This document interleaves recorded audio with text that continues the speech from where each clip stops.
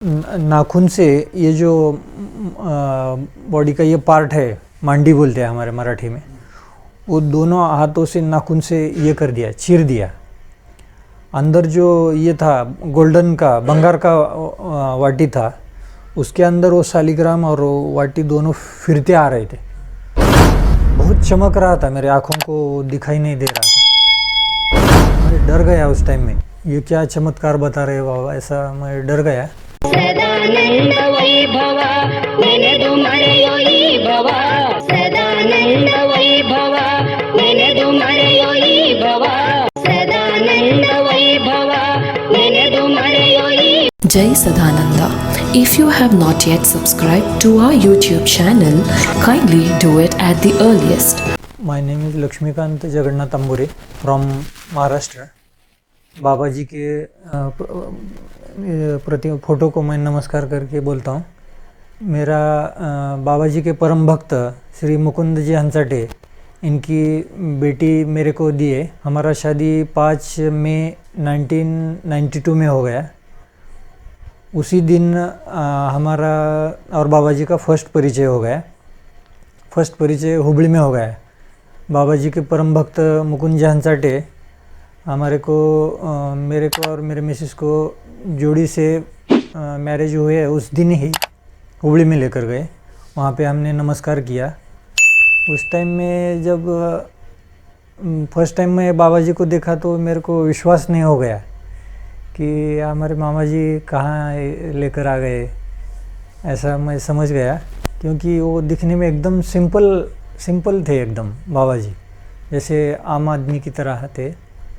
बाबा जी को नमस्कार किया। जिस दिन मैरिज हो गया था उसी दिन हमने दोनों ने आशीर्वाद लिया नए संसार के लिए। हमारे को बाबा जी का शुभ आशीर्वाद मिल गया।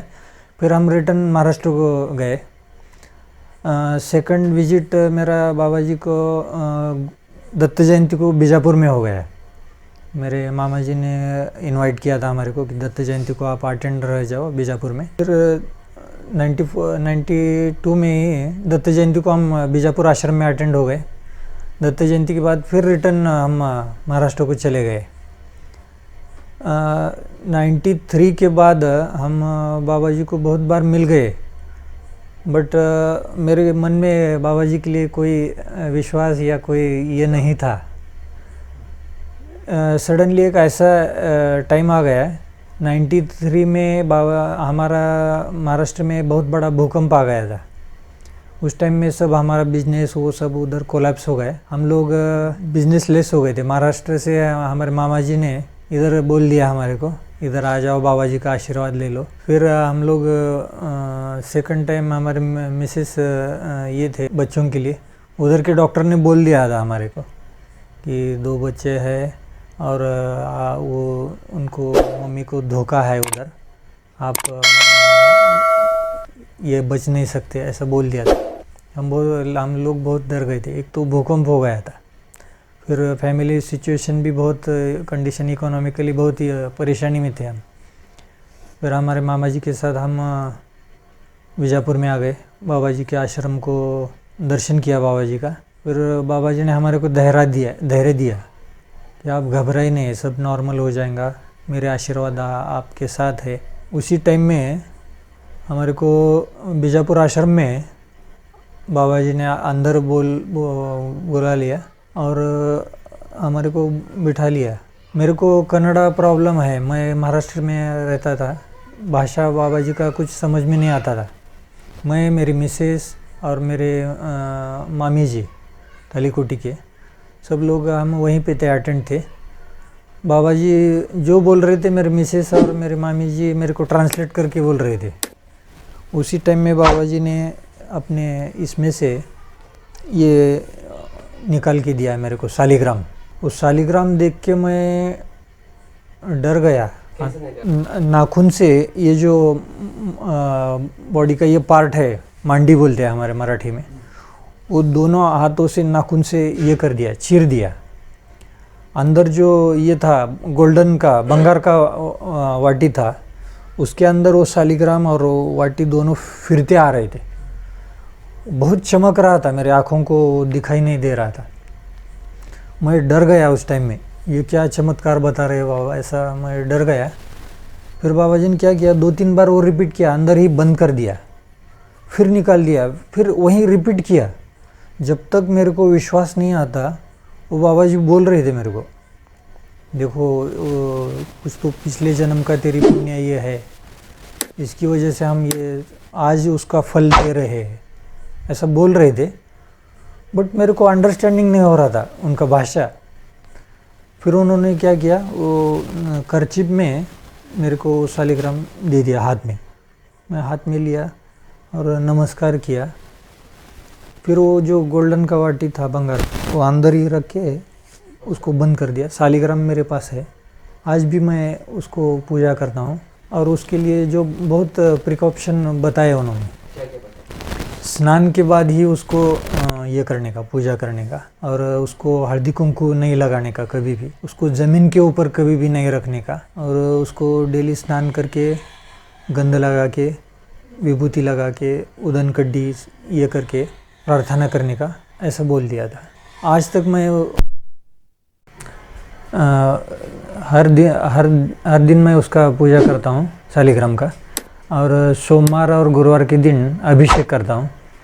बाबा जी ने जैसा बोला था उसी प्रकार उस दिन से मेरा विश्वास बहुत बढ़ गया बाबा जी के प्रति, और मैं उनके चरण कमल में नतमस्तक होता हूँ। उस दिन के बाद उन्होंने जैसा बोला था वैसा ही दोनों श्रीपाद और वल्लभ दोनों का जन्म हो गया, बीजापुर में ही हो गया। फिर हम लोग इधर ही शिफ्ट हो गए। बाबा जी ने डायरेक्शन भी दिया था, उसी जगह पे हमने घर लिया और बीजापुर में ही रह गए। अभी यहाँ आके हमारे को 10 साल हो गए। बच्चों के एजुकेशन बहुत अच्छा चल रहा है, दोनों इंजीनियरिंग पढ़ रहे, और एक बेटा तीसरा जो है सागर, वो भी BBA कर रहा है। तीनों बच्चे त्रिमूर्ति की जैसा है, दत्त रूप के जैसा है। मेरे को बहुत खुशी महसूस होता है कि बाबा जी के आशीर्वाद से आज मेरा जीवन, मेरा संसार सब सुख सागर से भर गया है। मैं खुशी से उनको प्रणाम करता हूँ। और मेरा लास्ट विजिट भी बाबा जी का हुबली में हो गया। पहली मुलाकात भी हुबली में ही हो गई थी। रायपुर आश्रम बिल्डअप होने के बाद मैं कुछ दिन जॉब के लिए हुबली में ही था। बाबा जी ने मेरे को बोला था मैं इधर ही जॉब दे दूँगा, और मैं वहीं पे जॉब कर रहा था। तभी बाबा जी का रायपुर में हो गया था। बट मैं मेरी काम की वजह से कुछ मैं महाराष्ट्र चला गया था। लास्ट सेशन पे मैं अटेंड नहीं रह सका, इस बात का मुझे बहुत दुख है। बट बाबा जी के जो वर्ड्स है, जो उनके जो शब्द है, उन्होंने जो भक्ति मार्ग बताया मेरे को, उसी भक्ति मार्ग पे मैं आज चल रहा हूँ। और अभी मेरे को ऐसा महसूस हो रहा है कि इतने साल यहाँ रहने के बाद आज 2016 में मैं पूर्ण अनुभूति कर रहा हूँ कि बाबा जी का जो शालिग्राम है मेरे लिए एक बहुत फलदायी और गिफ्ट की जैसा मिल गया है। मेरा लाइफ सक्सेस हो गया है। मैं पहले तो आध्यात्मिक था, मगर ये शालिग्राम मिलने के बाद उसको एक गोल्डन अपॉर्चुनिटी मिल गई है। और यही बाबा जी ने दिया ये शालिग्राम है। मैं आप सबको ये दिखा रहा हूँ। और जो बंगार का वाटी था गोल्डन का, वो सेम इसी टाइप का, इसी शेप का था। उसके बाद मैंने ये चांदी का वाटी सिल्वर का लेकर उसके अंदर ये शालिग्राम रख के मैं डेली इसको पूजा करता हूँ। सोमवार और गुरुवार के दिन मैं इसको अभिषेक भी करता हूँ।